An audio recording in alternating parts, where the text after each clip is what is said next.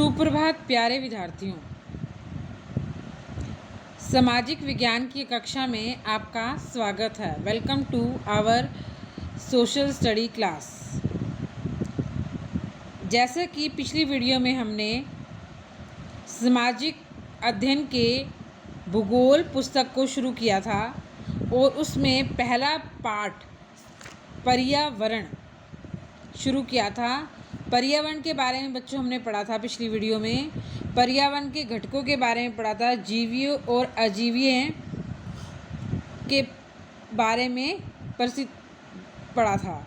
आज हम प्राकृतिक पर्यावरण जो हमने शुरू किया था उसको कंटिन्यू करते हुए आगे बढ़ेंगे कि प्राकृतिक पर्यावरण में हमने जाना था जलमंडल, स्थलमंडल, वायुमंडल के बारे में।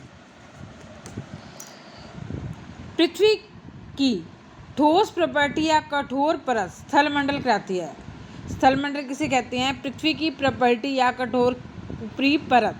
स्थलमंडल चट्टानों या खनिजों से बना होता है और मिट्टी की पतली परत से ढका होता है।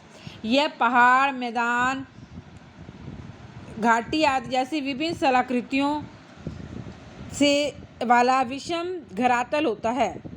ये स्थलाकृतियाँ महाद्वीपों के अलावा महासागरों की सतह पर भी पाई जाती हैं। स्थलमंडल में हमें क्या मिलता है?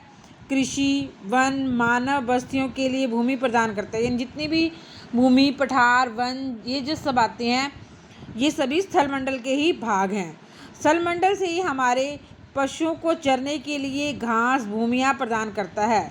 यह हमारे लिए खनिज पदार्थ प्रदान करने वाला भी एक स्रोत है। स्थलमंडल के बाद बच्चों आता है जलमंडल। जलमंडल हमें कहाँ से मिलता है? जल झीलों से, नदियों से, समुद्रों से, महासागरों से, विभिन्न प्रकार के जलाशय से हमें प्राप्त होता है। पृथ्वी के जिस भाग पर जल पाया जाता है उसे जलमंडल कहते हैं। जलमंडल सभी प्राणियों के लिए बच्चों आवश्यक है। जलमंडल के बाद आता है बच्चों वायुमंडल। वायुमंडल के चारों ओर वायु की पतली परत जिसे हम वायुमंडल कहते हैं। पृथ्वी का गुरुत्वाकर्षण बल अपने चारों ओर वायुमंडल को थामे लगता है। वायु हमें सूर्य से झुलसाने वाली भयानक गर्मी और हानिकारक जो किरणें होती हैं जो पृथ्वी पर पहुंचती हैं उससे हमें बचाती है। वायुमंडल में कई प्रकार की गैसें, धूलकण, जलवायु उपस्थित होती हैं। वायुमंडल में परिवर्तन होने के कारण मौसम भी, वेदर भी चेंज होता है और क्लाइमेट भी चेंज होती हैं बच्चों। जलमंडल का निर्माण पादप और जीव जंतुओं द्वारा होता है। इसे सजीव विश्व कहा जाता है। यह पृथ्वी का एक संकीर्ण क्षेत्र है। अब है पारितंत्र। पारितंत्र बच्चों क्या होता है? रवि ने कक्षा में बच्चों को NSC कैंप लगाना था। अचानक वर्षा होने के कारण आश्चर्य से कहा कि कितनी मूसलाधार बड़ी तेज बारिश हो रही है और मुझे अपना केरल याद आ गया। तुम आकर देखना चाहिए कैसे हरे भरे नारियल बागानों को लेकर बारिश होती है। कक्षा का छात्र हीरा जैसलमेर में रहता था। वर्षा आने पर उसने आश्चर्य से कहा, हमारे यहाँ तो वर्षा ही नहीं होती। हम तो दूर दूर तक क्या है किक्कर एक लकड़ी होती है और रेत ही नज़र आती है। लेकिन रवि ने कहा वहाँ ऊँट भी तो मिलते होंगे। तो हीरा ने कहा मरुस्थल में तो ऊँट ही मिलेंगे।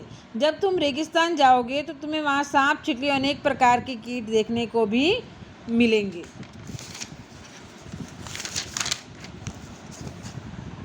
रवि आश्चर्य में पड़ गया कि विभिन्न स्थानों पर पाए जाने वाले जीव जंतु, वनस्पति एवं लोगों का रहन सहन तरीके विभिन्न क्यों हैं?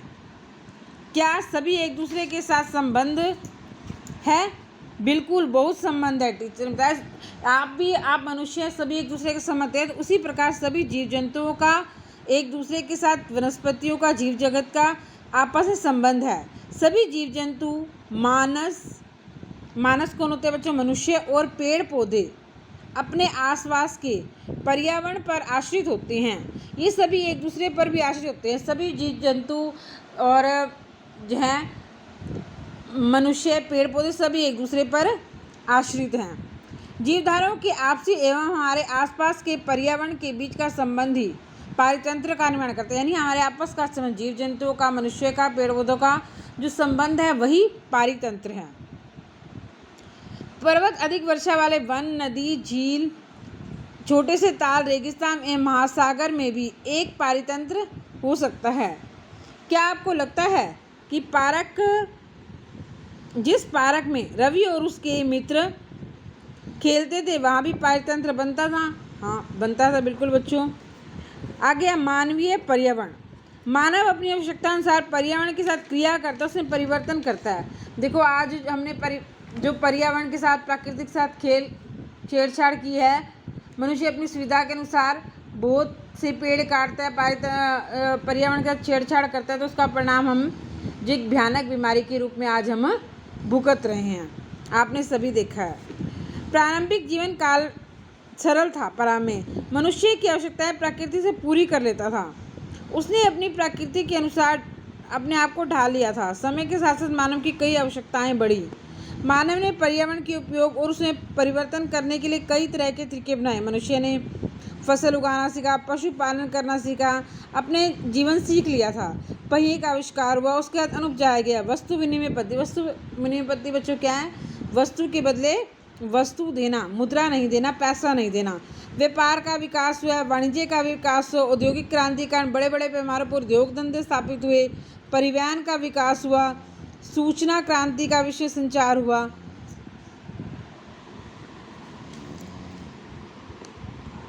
और पूरे संसार में सहयोग आरंभ हुआ। सूचना क्रांति से पूरे विश्व में संचार सहज हो गया। आप सर्दी में भुनी हुई मूंगफली और गर्मी में रसीला तरबूज खाना क्या पसंद करते हैं? आप बच्चों इसका कारण जानते हैं? प्रकृति एवं मानवीय पर्यावरण के संतुलन आवश्यक, क्योंकि मानव और प्रकृति में संतुलन से मनुष्य बीज बोता है, फसल उगाता है और प्रकृति उसको उसका रिजल्ट देती है। जैसे आप पढ़ते हैं, मेहनत करते हैं तो आपको टीचर अच्छे नंबर देकर उसका रिजल्ट डालती है। ऐसे ही इसमें पर्यावरण, ये सब कैसे होता है? वो टीचर और बच्चे के बीच का संतुलन होता है। ऐसे ही ये प्रकृति और मानव के बीच का संतुलन है। मानव ने पर्यावरण के साथ समान रहने का उसके अनुपयोग करना चाहिए। नूरी मिजोरम में रहने वाली लड़की है, वह भी रवि की कक्षा में पढ़ती है। वह भी हमेशा अपने स्थान की हरियाली की बात करती है। खेल के मैदान नष्ट होने के कारण रवि को उदासी देखकर नूरी ने भी आने वाली छुट्टियों पर अपने में मिजोरम आने को कहा। रवि की शिक्षक सभी बच्चों से कहते हैं कि छुट्टियों में जिन पदार्थ स्थानों पर जाएंगे उसका दृश्य चित्र बनाकर लाएंगे। ये ने कार्य दिया।